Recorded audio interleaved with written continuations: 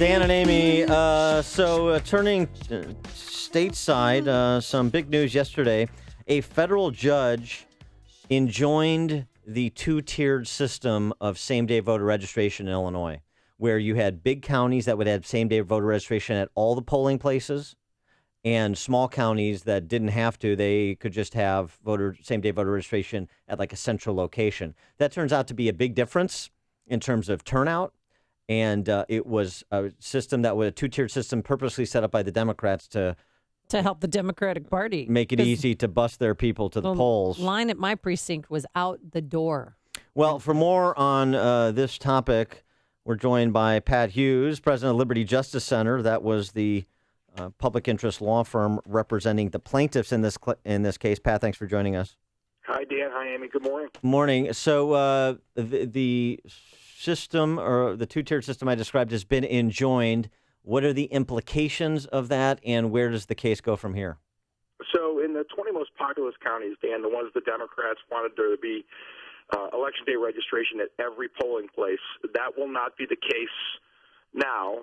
In those counties, you can still register at one locale, just like you can throughout the rest of the state.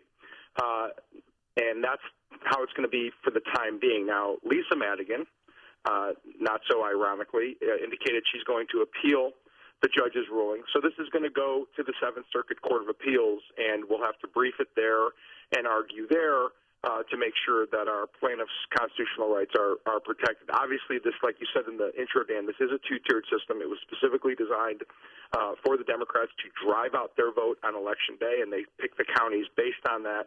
And they're going to fight this until the end prior to Election Day, because it's going to make a real difference in the outcome of the election if this injunction stands, and I believe it's going to stand. So even if Lisa Madigan appeals this, which you know she will, do you believe that there will be Election Day registration at precinct polling places, or just in one central location?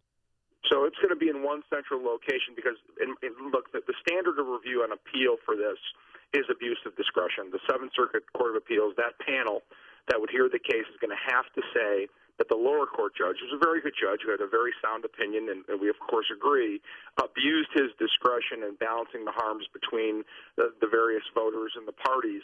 And certainly that's a really high bar for them to overcome. And so we're comfortable and confident that the Seventh Circuit will rule in our favor, and they should rule in our favor. And if that's the case, the Election Day registration will be in a central polling place in all 102 counties across the state, like it should be. And if the Democrats or anyone else wants there to be registration in every polling place across the state, then they should pass a law that says that, and every voter should be treated equally in all 102 counties, not just in the cherry-pick counties that they think benefit them. Yeah, see, that's the key right here is this is not, this is, Republicans suppressing the vote and all this. No, it's not.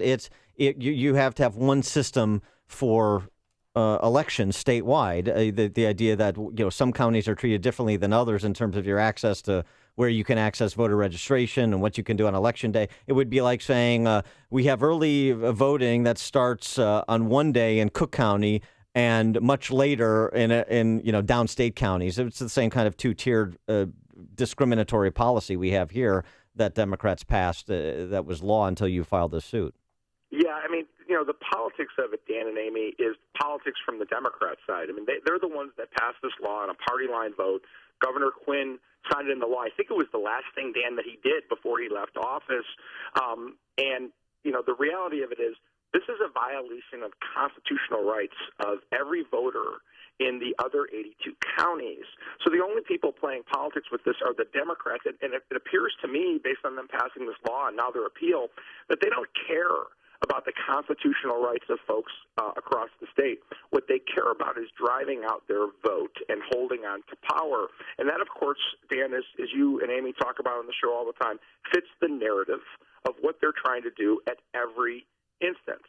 And that's why I'm overwhelmed by the irony that the person appealing Mike Madigan's unconstitutional law is his daughter, Lisa Madigan, trying to keep it in the family and make sure that the law stays in place when it's clearly, from our perspective, unconstitutional, and from the perspective of this federal judge who entered the injunction, unconstitutional. And what people have to understand is we're 6 weeks out from an election, give or take, and a federal judge has enjoined this practice. It's not going to take place currently, which is a major step because that's how egregious this law is. And real quickly, Seventh Circuit likely to take this up in an expedited appeal before the election, so we'll know the fate of the appeal before November 8th.